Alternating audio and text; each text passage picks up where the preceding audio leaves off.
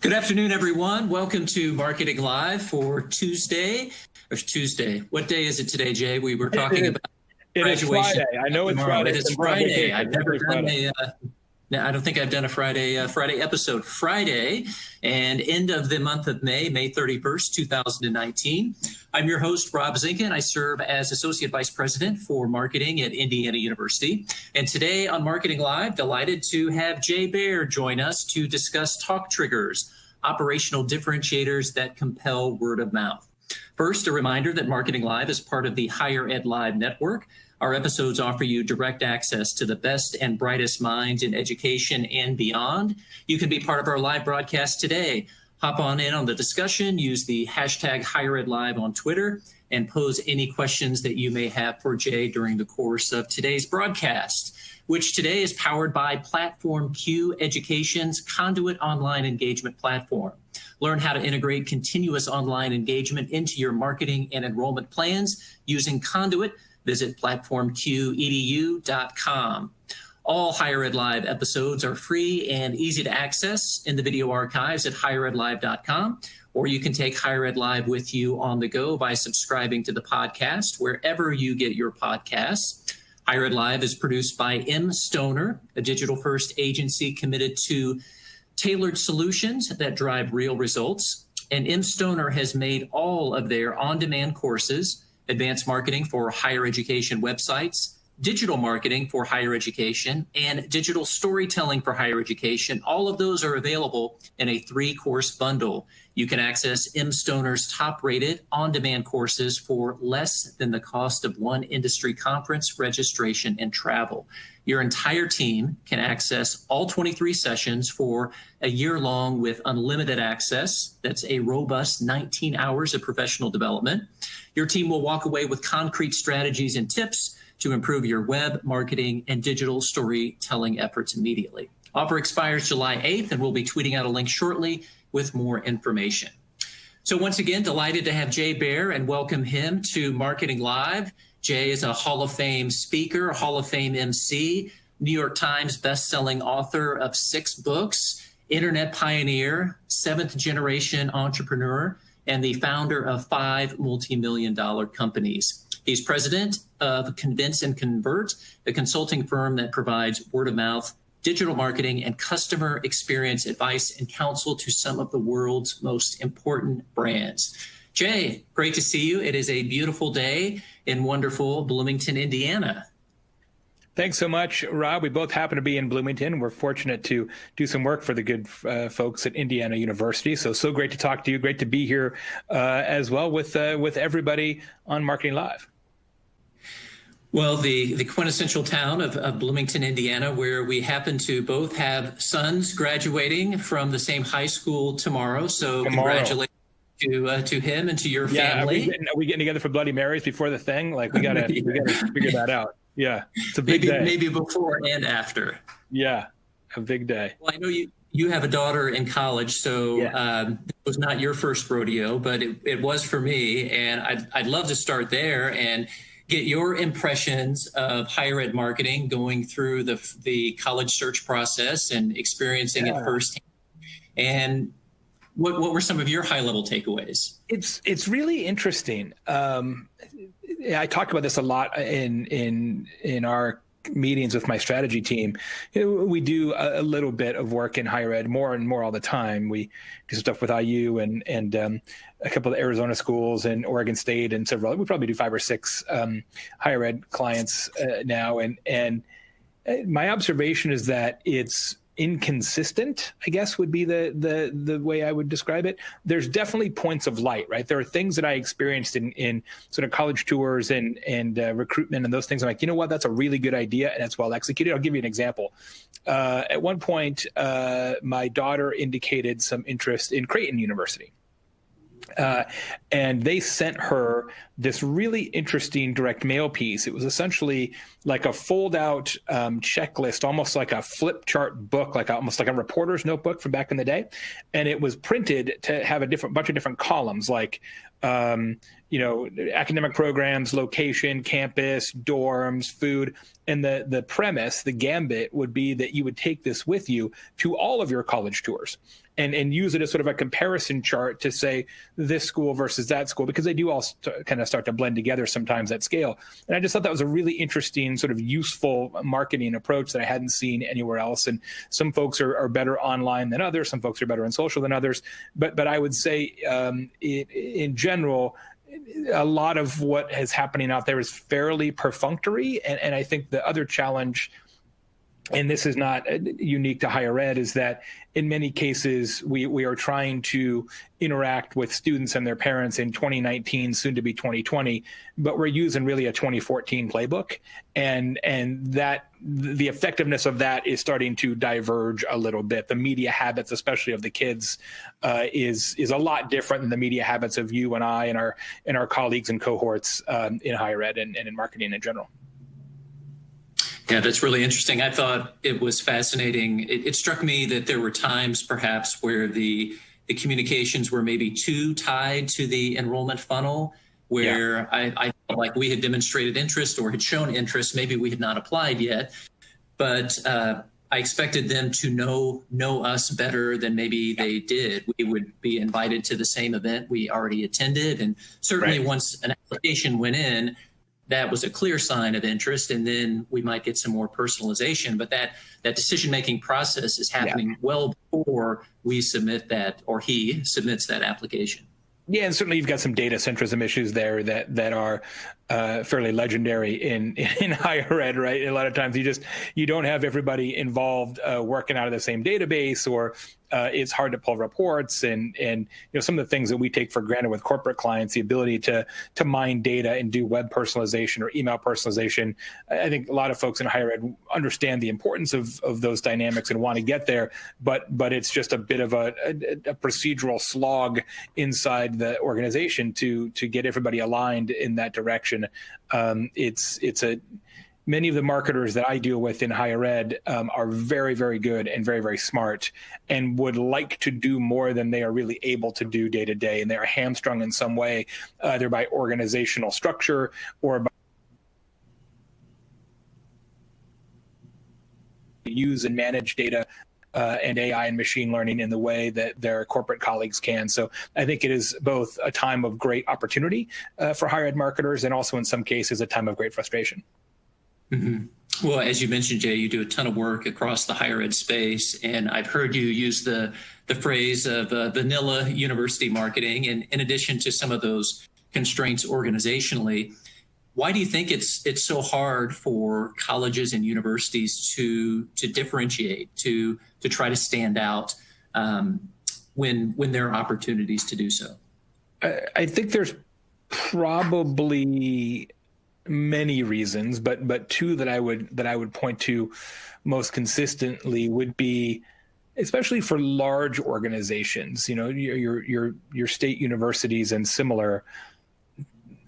So many things are true about those institutions that to have a specific message, a specific point of view, is necessarily reductive. And leaves out a lot of other messages that are also true and possibly important. We do a lot of work also in travel and tourism and economic development, the exact same challenge. In fact, in a very specific example, I've been asked on a few different occasions by several different people to help our colleagues here in the city of Bloomington and Monroe County in our region, where Rob and I both live, to help them tell a better and more consistent story about why I moved here and why this is such a great place to be. The challenge is when you say, what's the thing that's true about this region? There's a lot of things that are true. And to have a consistent, specific message that is resonant requires you to say, yes, these 10 things are true, but this is the thing we're going to tell you about.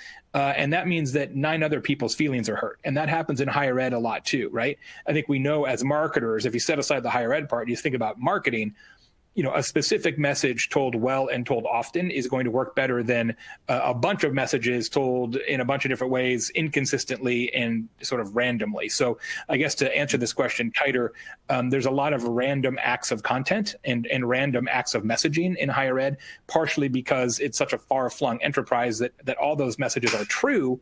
They're just not very tight, right? So that's the first one. I think the challenge, and then the second is that I don't know that just from a pure sort of competitive perspective, that higher ed in large measure, right? There are certainly exceptions, has adopted the philosophy that fortune favors the bold. Right. There are certainly examples in higher ed of people really zigging where everybody else zags.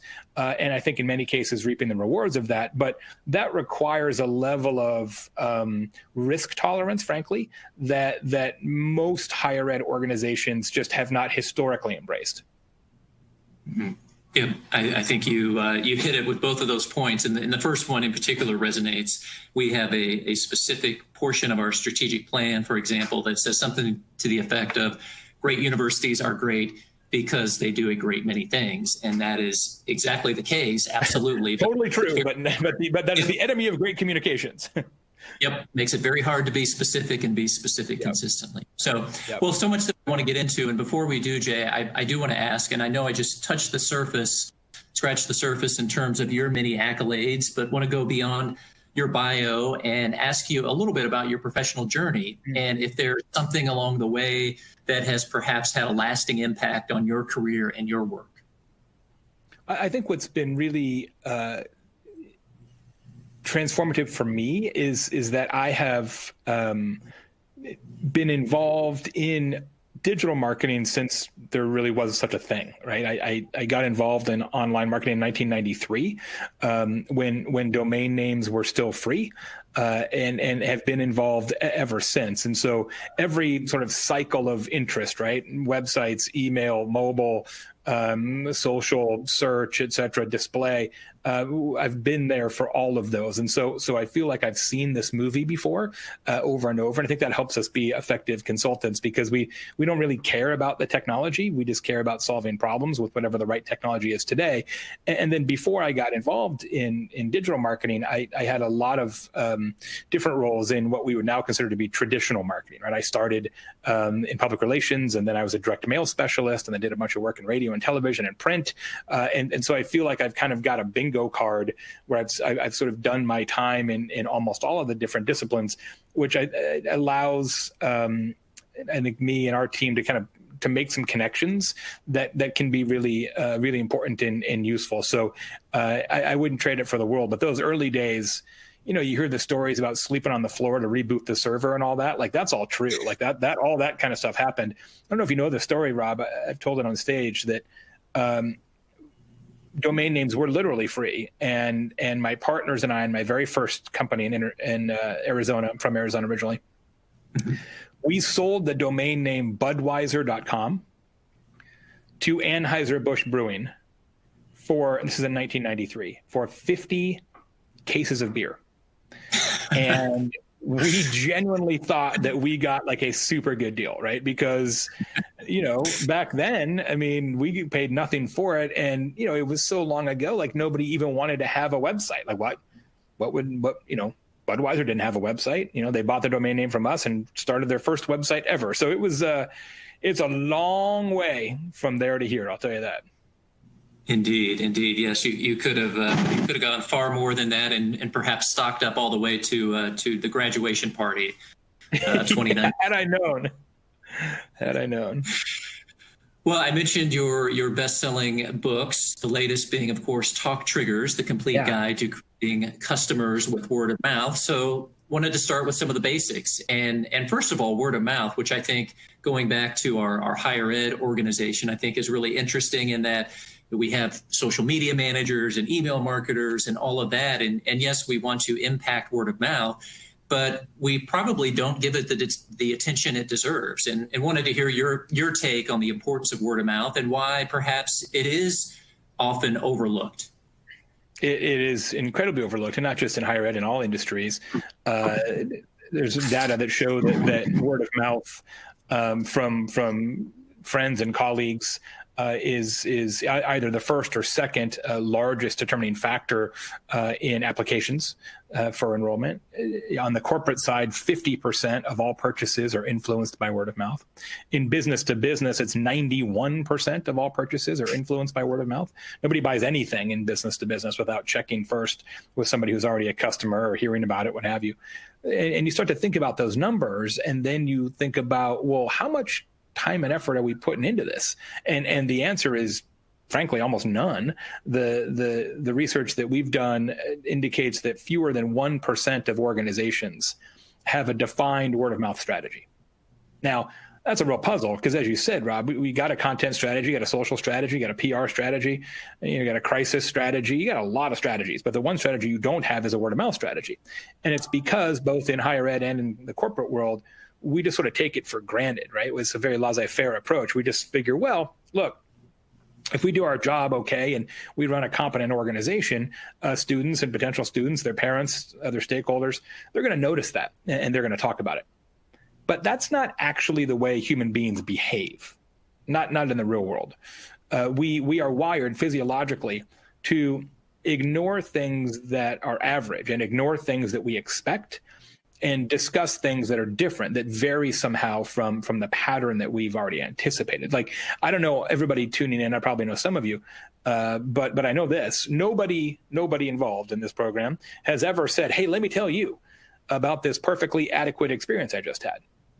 Right? I mean, nobody ever says that because it's a bad story to tell and it's a bad story to hear. Consequently, it's not a story that's told. So the thing about word of mouth is you have to give people a story to tell. And we just don't do that, right? Because we have convinced ourselves over the last, and I want to say 30 years, and that's more of an anecdotal guess on my part, but over the last 3 decades or so, really since the idea of good to great and those sort of things became popularized, we've convinced ourselves that competency creates conversation. And it doesn't. Now, competency is super important, right? Super important, but it's not important for word of mouth. Word of mouth, you have to do something that people don't expect, and then they tell a story about it. And one of the things that we're doing at Convince and Convert now is bringing to market a new service that works with universities, colleges, specifically on the college visit, right? The tour, and how to make that tour, that 1 hour, more noticeable and talkable and impactful. Because having gone through 25 or 30 of them in the last 3 or 4 years, most of them are pretty mundane. And it is a big miss because, as we all know, in the enrollment game, driver of matriculation, attitude, and sentiment and belief, and we are putting way too little effort into making that 1 hour special. So many opportunities within that 1 hour. So let's talk about talk triggers, and I would love to hear some examples of a talk trigger within a university tour. But again, with the basics, how do you define what exactly is a talk trigger? Yeah. So a talk trigger in our parlance is a strategic operational choice that compels conversation. So it's something that you decide to do different every time, and you do it because you believe people will talk about it. So while we have always said the term word of mouth marketing, right? A talk trigger isn't really marketing, not in the classic sense, right? It's not a price or product or promotion. It's not a contest or a campaign or a coupon. It really is a customer experience initiative that then produces marketing advantages, right? So it's an operational decision. It's something that you loop into your process to make it more noticeable and talkable. Great. And the book is great, by the way. Love the alpacas on the front, of course. Thank you. Talk trigger. So many examples that resonate from the book, one of which, maybe the most notable one, of course, is DoubleTree Hotel. Yeah. And you would do a better job of telling the story than I would in terms of the talk trigger of the warm chocolate chip cookie. But wanted to have you walk us through the 4 key requirements of a talk trigger. Yeah. And thinking of DoubleTree actually made me think of another one, and I wanted to throw this one at you, and perhaps that's an example in which to walk through those 4 key requirements. one that relates both to our city of Bloomington and perhaps to higher ed, and that is the new graduate hotel. Hotel here close to campus in Bloomington and has popped up across several college towns in the U.S. And one of the things that they do is try to replicate in some ways your university experience or those feelings of nostalgia. And one thing that they do is your key card for your hotel room is a student ID of a famous alum from that particular university. So IU alumni here and in Iowa City would be a famous University of Iowa alumni. And I've heard here that they have people at their locations who want to collect all of the key cards and get all of those student IDs from the various university alumni, which I think is a great thing. A very ordinary, boring thing of here's your key to check into your room, but is operational as part of what they do. That's it. It's a customer experience edge, right? Everybody has a key card at every hotel. 99.5% of the time, it's a piece of plastic with the logo of the hotel on it, which is ridiculous because you know what hotel it is. You're standing in the hotel. So to re-logo you, to rebrand you at that point is the epitome of unnecessary, frankly.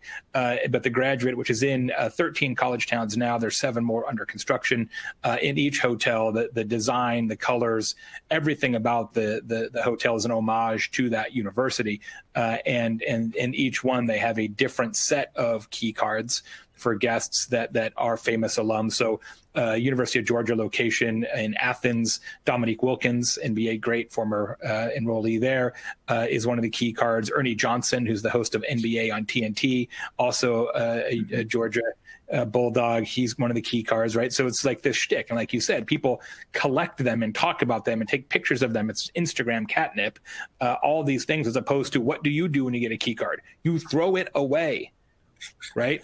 Maybe you would give it back to the front desk if you're feeling magnanimous, but generally speaking, you leave it in the room or you throw it away. It literally has no value. And they've taken the same thing and it costs them, it's something like half a penny more per card. Right. So, I mean, it is so insignificant, really, that to just put that little twist on it is so wise. In fact, my daughter, who's just finished her sophomore year at Boston University, is the marketing intern for Graduate this summer. So she leaves for Chicago here in about a week. Really? So she's going to be there all summer. And actually, she's coming back to Bloomington for a week to work on property here. So yeah, a big fan of the brand. And, certainly this kind of thing doesn't only work in hotels, but it does work in hotels. You mentioned DoubleTree, which has had the chocolate chip cookie gambit. When you check in, you get a warm chocolate chip cookie. They've been doing that every day for 30 years. So if you have a talk trigger that works, right, you can milk that cow well into the future. And we did some research on that for the book. And it turns out they hand out approximately 75,000 cookies a day worldwide, which is a lot of cookies. Like that surprised me. That's a lot, right? 75,000. Well, we surveyed, we wanted to know how talkable is it, right? So we surveyed hundreds and hundreds and hundreds of DoubleTree guests, big survey research project. 34% of them have told a story about that cookie, which means unaided, which means that today and tomorrow and yesterday and this weekend, every single day, approximately 22,500 stories are told about that cookie. Now, companion question, when's the last time you saw a DoubleTree ad?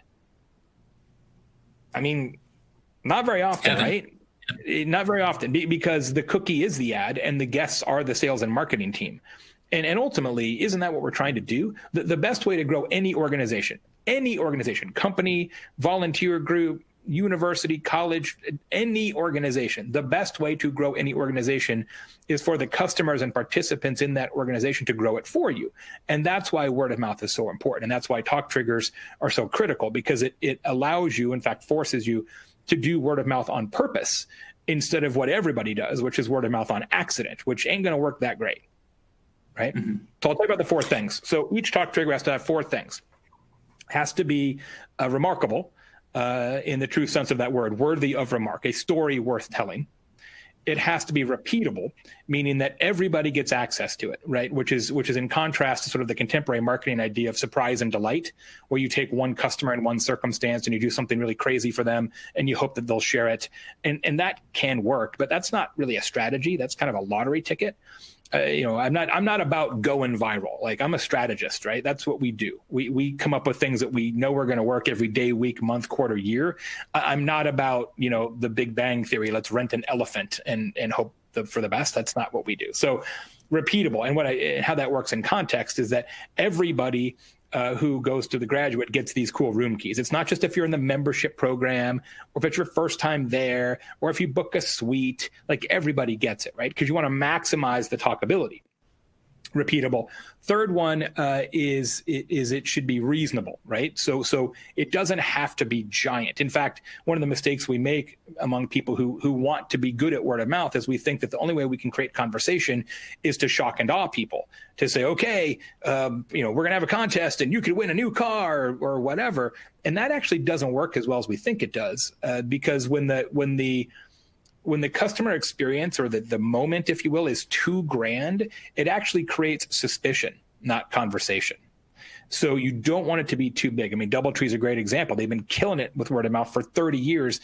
And it's a chocolate chip cookie, man. Like, it's a good cookie, don't get me wrong, but it's still a chocolate chip cookie, right? It's not a car, right? It's not like a signed oil painting, right? It's a cookie. So it's not about the size of the gesture, right? It's about how that gesture breaks from a pattern. And the fourth thing is it should be relevant, right? So it should tie into ideally kind of your core value and who you are. So it's not, when it's too random, it becomes dissonant and harder to tell the story.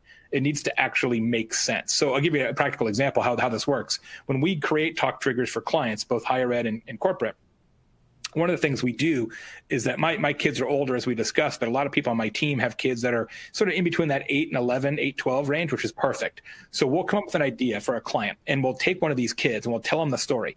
Okay, so this is what's going to happen. When you join this credit union, and kids like, what's a credit union? So then we get through that. And then we say, when you join the credit union, this thing is going to happen, right? And then they're like, okay, sure.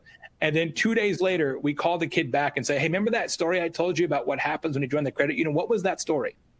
And if the kid can remember it and repeat it after 2 days, then we know it's simple enough and resonant enough and relevant enough to work, right? So we probably violated a ton of labor laws. Good thing we're recording this. But it's a really good tactic just to make sure that, because as marketing professionals, sometimes you can overcomplicate it, right? And you can make it a little too weird. So think about relevancy. Graduate's perfect, right? It's not one kind of weird room key for all their hotels. It's a different set of keys for every hotel based on that university, right? So it's super, super relevant. It's easier to tell the story, et cetera. So those are the four things. We call them the 4 R's. Why? Because, like Rob, they all start with a letter R. Excellent. Got him.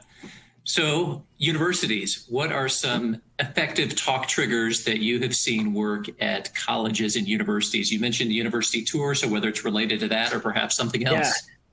I got 3 good ones. On the tour side, there's not very many, which is why we're bringing this to market, this service of helping universities make the tours talkable.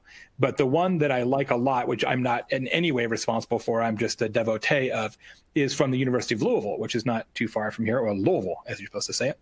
And in Louisville, evidently, I don't know if this is like a plant or an act of God, I really don't know, but apparently there's a family of albino squirrels on campus. And these albino squirrels are rare and reclusive, as one might suspect. And if you see the squirrels, it's supposed to bring you good luck or what have you. So when you go on a tour there, the tour ambassadors are trained to tell the participants, hey, look, I might be walking backwards and pointing things out on campus, but just know right now, if any of you at any point see a white squirrel, interrupt me immediately and grab your phone. Because if you get a picture with the white squirrel, that's really something. That's something you can really hold on to.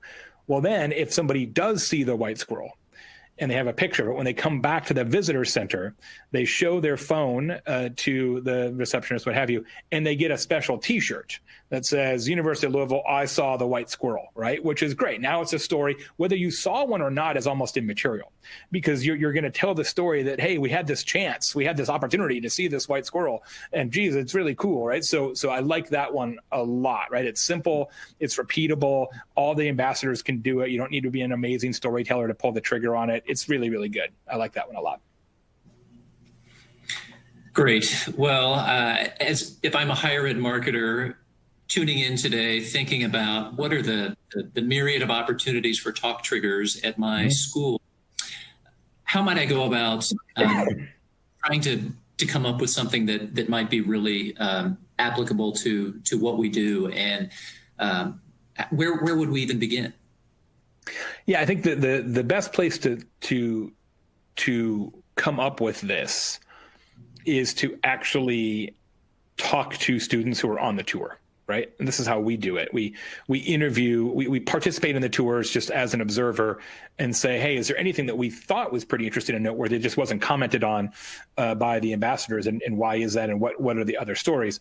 But then it's really to interview students and parents and take sort of a customer journey map approach and say, hey, when you arrived at the visitor center, like, explain to me what happened, and what did you expect would happen, and did you notice anything about that?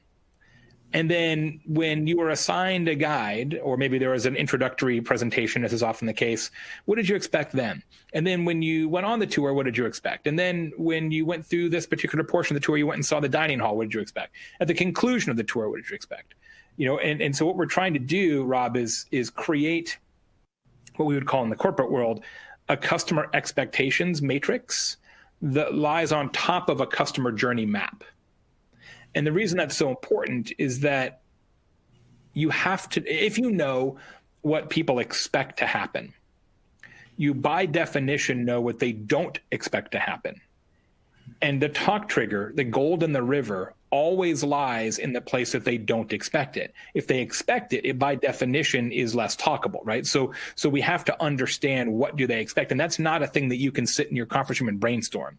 You really need input from real participants. And then, of course, you marry that with what we would consider to be observed talkability today, right? So if you mine social data, what do people who are on a tour, for example, or just fresh off a tour, do they tweet stuff? What pictures do they take on Instagram? Right? What are they noticing today? And then you sort of take that with the research and then start coming up with ideas. And we usually build out 6 or 8 premises. And then we test. We actually go out and do a very rigorous testing process for talk triggers, both higher ed and corporate, to make sure they're talkable enough before you roll them out across the enterprise. Okay.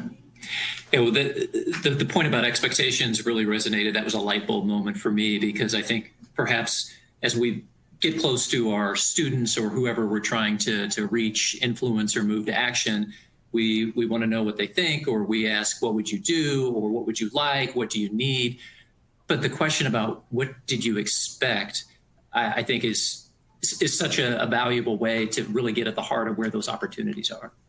Yeah, that's why we really like to do those interviews via phone, if we can, as opposed to survey via email, et cetera. You just get way better information, right? And when we conduct those surveys, it literally is, what did you expect would happen? And then we just shut up, right? Just let them talk. And you learn so much when you just let the customers or the students or their parents just riff. And you're like, oh, interesting. I never even thought about that. And then you start to see, oh, okay, there's some or, and there's some or, and there's some or, and then you can start kind of ideating on some things that could be cool. Yeah.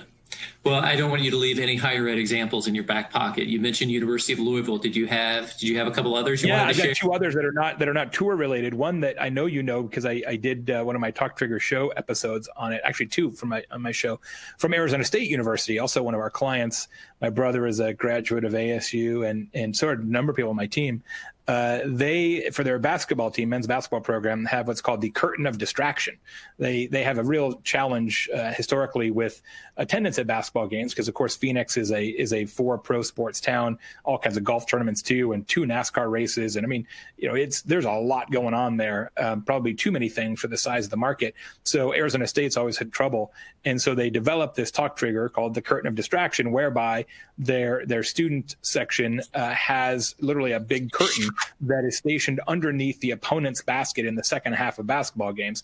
And when opponents are shooting free throws, the curtain is drawn back and some sort of oddity is presented to the shooter, hoping to distract them from making their foul shots. And so it's all kinds of crazy stuff has been out there. Michael Phelps was out there once. He lives in Phoenix now, and he was there with like all his gold medals. Like, what is going on? So it's the height of crazy.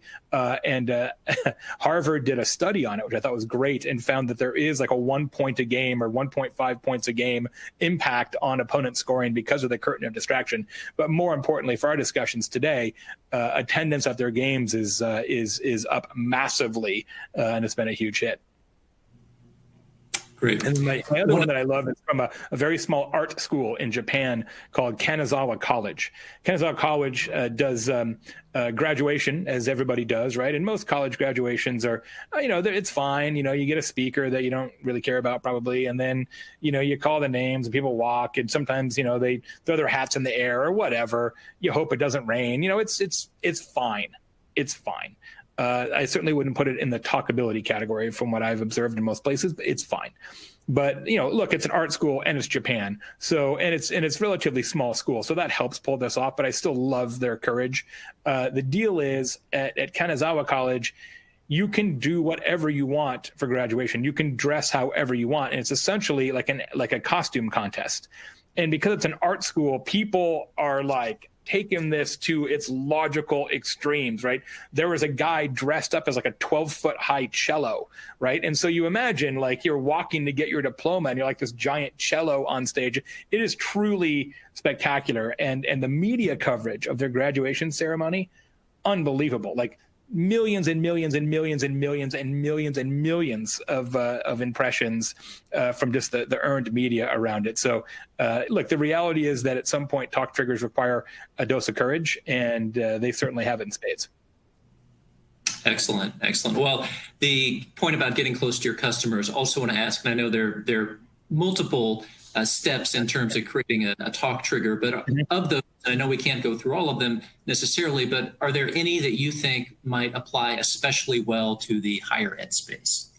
I think certainly the testing phase, as I touched on a little bit earlier, you don't want to fall in love with your child and be like, oh, here's a great idea, and now let's just go with that, because you might be wrong. And you want to make sure that something that you think is talkable actually is talkable. And so that's why it's really important to say, all right, to go back to our tour example, we're going to do 4 tours, or we're going to do 10 tours in a week. So what we're going to do is have the talk trigger on 3 tours a week and not have the talk trigger on 7. So that's the control group, right? And then measure the actual talkable output of both sides to see if there really is a lift. And then if there is, then you roll it out to everybody. It's that kind of mathematical rigor that I think really separates a sound word of mouth strategy from we got lucky, right? Absolutely. And another point from the book that I think applies especially well to higher ed is what you call the triangle of awesome, and marketing, sales, and service. And the I think in higher ed it's probably like the rhombus of awesome. There's more points than 3, right?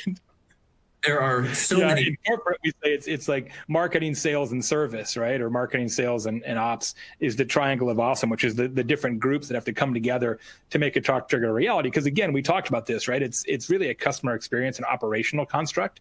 And so marketing can't do talk triggers by themselves. They just can't. They can ideate it maybe by themselves, although they shouldn't. But you can't make it stick without help from other folks. And in higher ed, I mean, it's got to be part of marketing, certainly part of admissions, and / enrollment, however your organization is structured, and then probably a bunch of other departments as well in some form or fashion. So it absolutely takes a village, right? You've got to, everybody has to be pulling on the same rope, and everybody has to be very aware of that rope as well, because if it becomes inconsistently applied, then the whole thing falls apart, right? So it's got to be like we're all in this together. How IU is structured from a marketing standpoint is really good. It's really a best practice. Arizona State's the same way, with kind of a core marketing hub that then spokes out to a lot of the other groups across campus, and that's kind of how you have to do it. Yeah. Well, Jay, I want to leave a little bit of time to shift gears and take advantage of our conversation in that it's timely, because your firm, Convince and Convert, soon will be releasing in June your second annual Best Websites Among America's Top Universities report. So Yeah. would love to have a bit of a preview of what's to come in that second annual report. Yeah, June 11th is the official launch. We're going to have a webinar on June 11th where we unveil the top 25 university websites amongst the top 50. So the way we do this, because it's a pretty complex report, we do a combination of qualitative and quantitative scoring, and we look at a bunch of different factors to compare and contrast the efficacy of these websites from the homepage on down. So the way we do that is the top 50 universities by enrollment, because to do it for everybody would, of course, be almost impossible in terms of labor. So we take the top 50, and then so we'll unveil the top 25 on June 11th, which we're really excited about. I will tell you that Indiana University is on the list. I will not tell you where the list is, but we're excited about that. So you're going to tune in. The place to go to register for the webinar is bit.ly/websites 2019, lowercase. So bit.ly/websites 2019, all lowercase. Tune in, and then we'll release the report on our website, convinceandconvert.com, the next day. It was really interesting too, because we find some really consistent trends in how university websites are approached, and both their strengths and their shortcomings. So there's a lot more commonality, I think, than there used to be, and I'm not certain that's good news, but it is true. Mm-hmm. And anything going from year one to year two, Jay, that is notable in terms of changes, or even anything that has surprised you? Yeah, in terms of the things that are the key issues, similar, right? That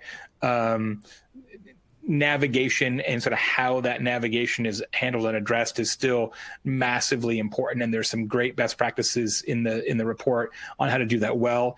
And I think we all have seen circumstances where you've got university websites where the navigation is like, spelunking in a cave, right? There's just like a lot of choices here, and I don't know where I am, and now I'm lost. I need a headlamp. There's a lot of that going on. One of the things that we really noticed this year was some changes in the imagery in how schools are portraying themselves with kind of the pictures on the homepage, which is really the first point of entry and the kind of the first brand attribute that you're showing to people coming to the site. That's been really fascinating. More pictures of people, certainly, than we saw in the past, but not as many pictures as you might suspect of people in an academic setting, right? It's more like, here's kids on the quad, and isn't the quad awesome, right? And so it's an interesting twist on kind of the visual storytelling, for sure. Yeah, one of the things in the first report that appealed to me is the point about institutions being less self-centered. I think self-centered was the phrase used, and it gets back to the point we talked about before. And universities, we have so much that we offer, and so we speak many times in terms of features rather than benefits, and truly thinking of that experience and that introduction to the institution from the students, the customers, the consumer standpoint. Yeah, no question about that. And one of the things that I think is forcing the hand in that regard is we're seeing evidence of more and more mobile centrism, right? Where we're thinking, look, let's assume that people are visiting this site on a phone, and let's design for that experience. And then if they're not on a phone, if they're on a laptop, well, then we'll give them some other stuff. Like, we'll give them some more ornaments on the Christmas tree. But let's assume they don't get any ornaments, right? That it's just a tree. And so when you make that philosophical shift and say, we're going to build the site for mobile and then add desktop attributes, as opposed to let's build for desktop and remove attributes for mobile, you get a much different and a much better, and frankly, a much tighter approach to information architecture and customer experience. And there's no question that at some point, everybody is going to have to do that, right? That's the shift that everyone is going to have to make. It's just when you make it in on your campus. But at some point, that's going to be a must. And we're already seeing some people adopt that philosophy. Mm-hmm. Well, we will look forward to the report in mid-June, and we'll tweet out a link Yeah, we're going to do a survey in the webinar too, Rob. You'll be interested in this, to figure out, ask people who participate, what do you want our next report to be? So we got some ideas, right? So it's to review and rank social media programs, right, for higher ed, to review and rank email programs, right, sort of an email sequence and those kind of things, and a couple other ones. So we're gonna put it to the participants and say, what would you like us to do a report on? So that'll be fun. Okay, good. Well, good stuff. You tell me, what do you want? You're a smart guy. You're doing this. What do you want? What would you like to see? I need it. I need it all. I need it all. I think. Yeah. I would be really interested to hone in on some specific audiences too. Take these channels, but then think about how do our prospective graduate students approach this differently than undergraduate students. Obviously we know some of that, but really hone in on segmentation, I think, would be a particular value. That's smart. We also thought about doing a report only on alumni associations or foundations as well, sort of an advancement kind of version of this too, because they obviously sort of play by their own rules in some cases. Yeah. Okay. Well, good stuff. Jay, thanks so much. It's always great to connect. It's been fun and an insightful conversation. So appreciate you sharing your time, your expertise today. And for those who may want to dig deeper and explore your content further, obviously you have the Talk Triggers podcast, the Social Pros podcast. Where else should people go, Jay? Best place to go would just be convinceandconvert.com, convinceandconvert.com, which is our main site. We have more than 5,000 articles for professional marketers. We have 3 podcasts every week, one on content marketing, one on social media marketing, and one on word of mouth, and all kinds of other stuff, including a bunch of other reports and weekly emails. And there's a lot of things that can be digested there. We would love to have you. Super. Jay, thanks again. Happy graduation again, too. Thank you. I'll see you tomorrow. Absolutely. Well, thanks to Jay Baer. Thanks, as always, to M. Stoner, which produces Higher Ed Live and makes these episodes possible. I'm Rob Zinkin. Thanks again for tuning in to Marketing Live on the Higher Ed Live Network.